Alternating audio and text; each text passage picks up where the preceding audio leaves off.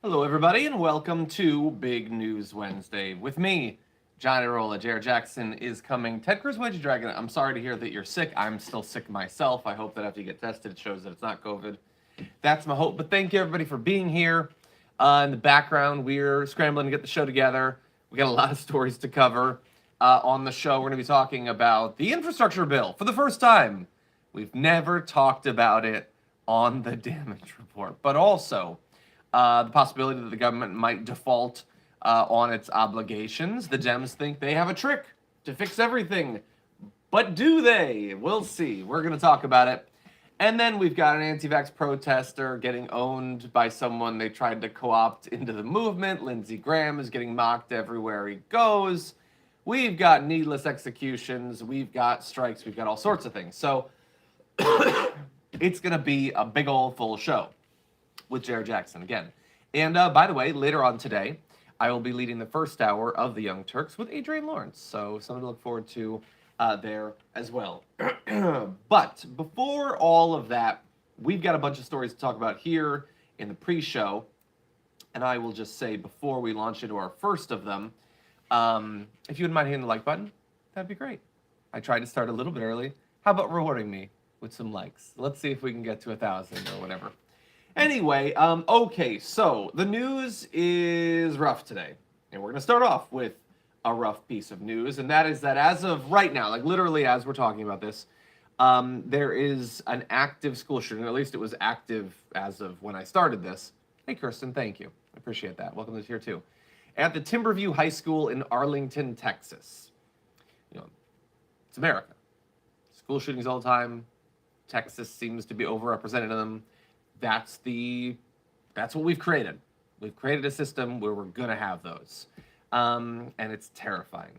And I want to give you an example of how it's terrifying. So, because pretty much everyone involved in these school shootings now has not only a high definition or 4K camera in their pocket, but also internet, they can share what is going on as it goes on. So I'm gonna whip you around here and show you this. Understand, this is going to be, shooters on the loose, all clear. Shooters on the loose, but all clear? That seems inconsistent, but thank you, Tributiki. I appreciate that. Moondragon, thank you. 7 months, wow, that's awesome. Happy birthday to Karen. Great to hear that. So that's the good news. The bad news is what I'm about to show you. So understand this is coming from inside the school is all clear. Okay, thank you. Well, this is what was going on up until very recently.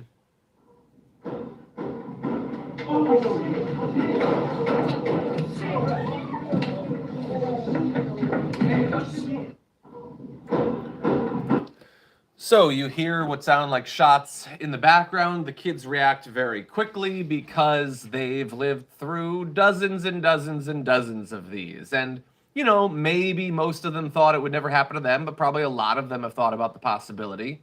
And more kids will go through this experience because nothing is ever done about any of it. We don't do anything, and we won't do anything after this one, especially because it's happening in Texas. Texas isn't gonna do shit. Hopefully we get through this. I've heard there are injuries. I haven't heard of any confirmed deaths as of when we're recording this. It is possible that has since come out. But what we need to realize is, and this is horrifying, is there could be 100 deaths in that high school and we would not do shit, okay? The only thing likely to come about as a result of it is the governor's going to do a press conference about how they need to have more guns in Arlington high schools. And the NRA will stop tweeting for 2 days. And then someone will sell more backpacks with, protection against bullets. That's it. It's horrifying for these kids, what they had to experience. Even those who, weren't personally injured, this is going to be traumatizing right now and probably for a long time. Some people have been injured. Some people might die. And the shooter is still on the loose, and God knows what they might do. But again, nothing will be done as a result of this because nobody gives a shit, unfortunately. Regular people do, but not people actually in charge in a position to do anything about it. We've just decided, no, guns are more important than kids in America, And we're not going to let something like endless mass shootings interfere with that. Jeffrey Richie Dragon says, "Good morning, Dragon Daddy. I resent the shirt. Hopefully the second one comes." Thank you. I hope so. I haven't gotten any deliveries in a bit. It's possible that there's some stuff at the drop spot that I don't have personal access to, but thank you. I do appreciate that.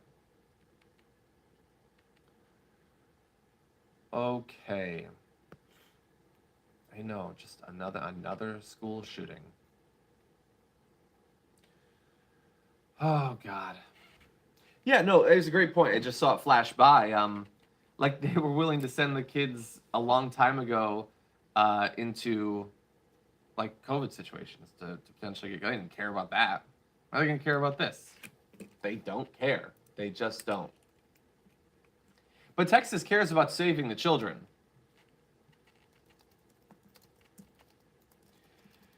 Oh man, I'm like reloading Twitter like constantly to see if there are any updates. Anyway, something that we're probably going to talk about. Oh, hold on one second. Hey, Wayne.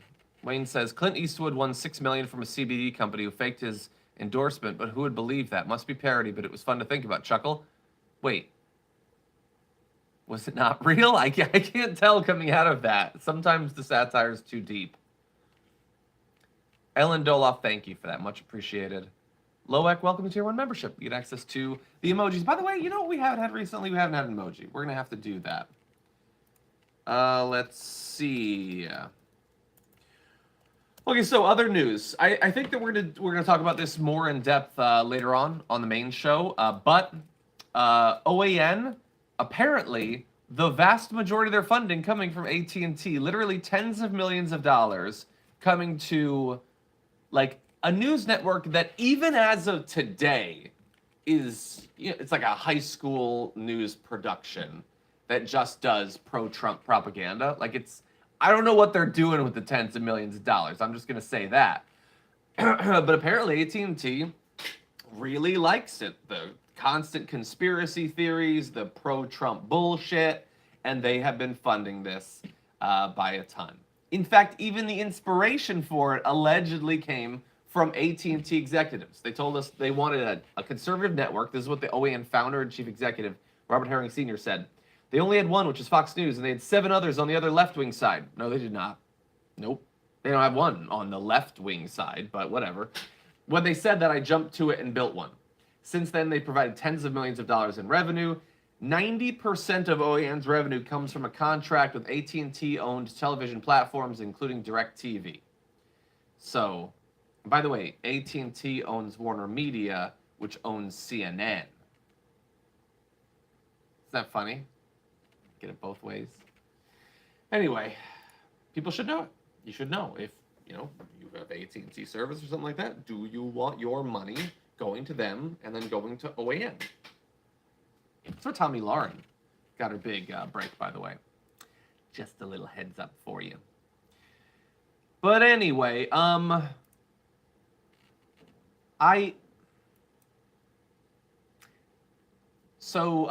today, I believe, or maybe it was yesterday, Andrew Yang's book came out, and Andrew Yang is starting his independent party.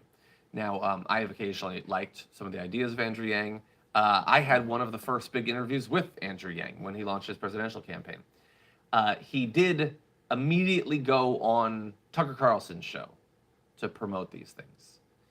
And look, that's not inconsistent for Andrew Yang. He says that, you know, his whole thing is being independent. I would say kind of being independent in a kind of uncritical, shallow sort of way. Like, everything's equal, everybody's the same. They're not.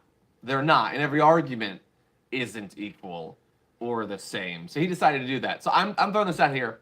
What do you think about this? I mean, I guess I'm not surprised considering who he's had on his show, who Tucker Carlson has had on.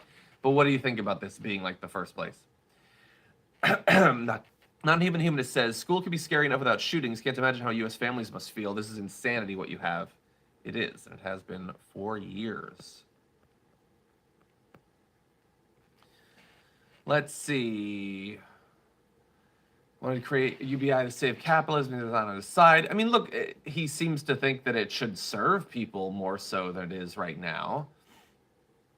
Saying, I'm hoping Yang splits the R's. Would it? I don't know. Maybe it would split the L's. I don't know. UBI is a great idea, but not Yang version. Yeah, I mean, look, there are multiple versions, but yeah. Anyway, just you don't have to go on. My thing has always been, you can go on Fox News if you go on Fox News for the right reason. Bernie Sanders has done this. You go on there to make your case, okay? That's fine. You could even argue you can go on Tucker Carlson if you to disagree with him. That doesn't happen. It doesn't. You do not go on Tucker Carlson and disagree with him. Because if you do, like Rucker Bregman, they don't play your interview and they certainly don't bring you back.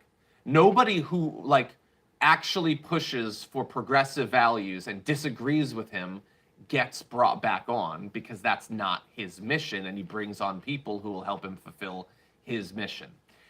Tucker Carlson didn't have Andrew Yang on because he's glad that Andrew Yang has a third party, and he thinks, well, you know what, if you just take some Republican votes, that's perfectly fine. He does it because he thinks it'll hurt the left. That's what he thinks. I'm not saying that it will. I have no freaking idea. But that's definitely what Tucker Carlson thinks. And so again, if Bernie Sanders wants to do a town hall on Fox News and vigorously push for his ideas, disagree with Tucker Carlson, I think that that's a great idea.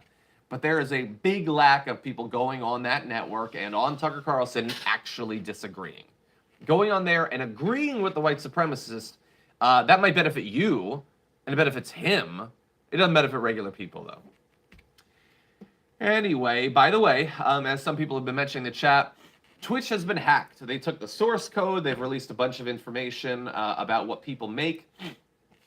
So, one reason that I'm not covering this on the damage report, like the full show, is unless more comes out, it kind of feels like this is a big hack of a corporation, but all of the revelations are about the creators, not about the company.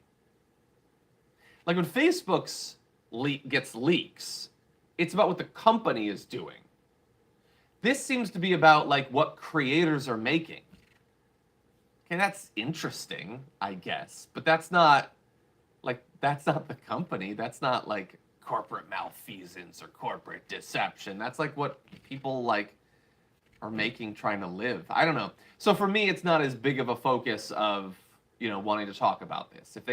If they really reveal a lot about what Twitch was doing and it was bad or whatever, then I would feel like I should focus on it more. But just what some people are making, okay, what did they do anything?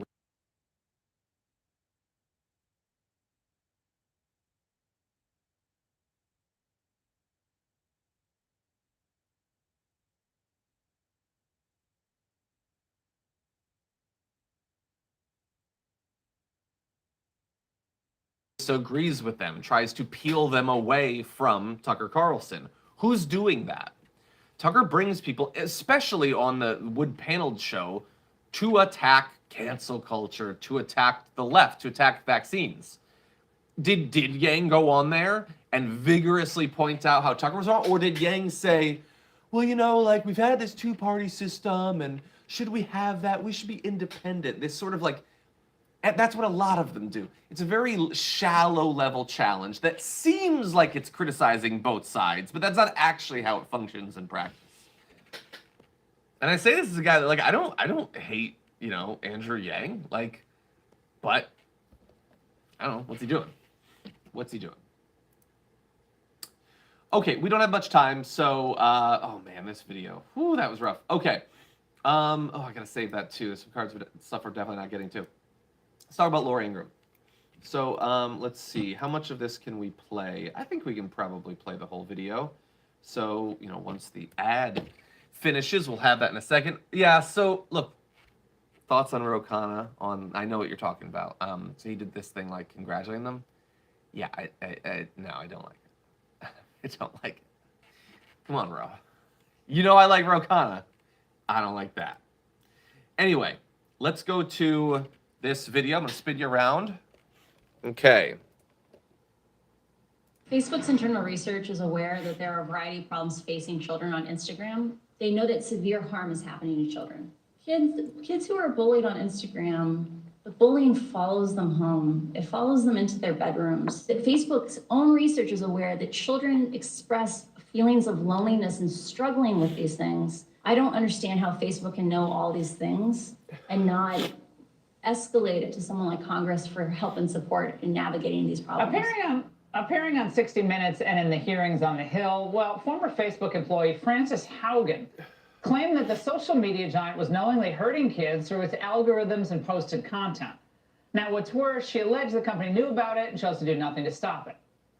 Now, all of a sudden, the beast first conceived at Harvard by boy wonder Mark Zuckerberg was getting hit by a bipartisan onslaught of outrage. Okay. So we're not going to play 8 minutes of Laura Ingraham because I'll literally die. But what's the point? What does she say? Well, she says all of these people who are criticizing Facebook, they don't actually care about the kids. In fact, she says, look at all the damage they've done to our children and steal their innocence. We're supposed to trust them. What damage? She doesn't actually say. It's just like a vague reference to the QAnon people, like Save Our Children, like they're... I mean, she's not saying anything specific about Satanism, but what the fuck are you talking about? You don't actually say.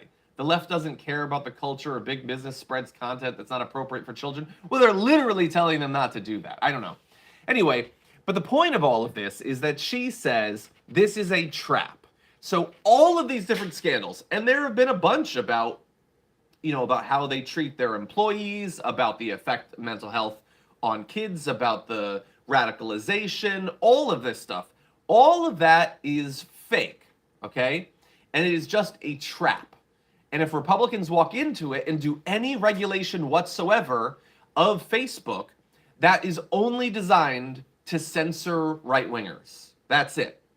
So if you try to do something to likes or whatever that make it so that, you know, young girls don't feel like absolute shit constantly, you're only doing that so that right-wingers won't be able to talk. That is her argument there. And I'm not going to go any more in depth into it, but you are going to hear a lot more about this from the right. Even though, and let's acknowledge this, the right criticizes social media companies constantly.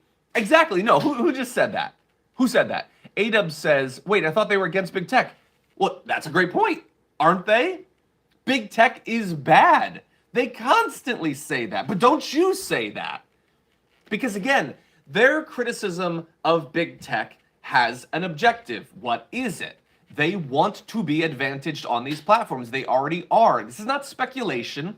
We know that Zuckerberg has a close relationship, not just with politicians like Donald Trump, but people like Ben Shapiro and others on the right wing. We know from these revelations that some high-profile right-wingers are not held to the same standards as others. If they break the terms of service, there's a special mechanism that stops them from being punished for it. They want that, and they want it to continue. They want it to be bigger. That is what they've been doing. This is not some idea for the future. They've been doing this for literally years. And so, look, it's convenient to shut down any conversation about Facebook, but also it's kind of just projection, okay? Look, I would love for Facebook to be less biased and especially to continue advantaging not just right-wing information, but misinformation. Bullshit that's like purposefully pumped up emotionally to get people worked up. I don't want it to be that way. I'm very clear about my objective there. She is very much not being clear about that. And it isn't just her. Ben Shapiro tweeted about this. You can see this from people like Matt Walsh. They know what the game is. They've had the fucking dinners with Mark Zuckerberg. But there is a full court press to stop any regulation whatsoever, even if they themselves have been pushing for some of these regulations in the past. You'll see more of that going forward. We'll probably be talking about more of it going forward. But anyway, we do have to cut this short. Big News Wednesday rolls on. I'm going to be talking in I know it's time. In just a little bit, I'm going to have J.R. Jackson on the show. We'll have that for you. You can stay here. You can go to twitch.tv/TYT. Either way, I'll see you soon.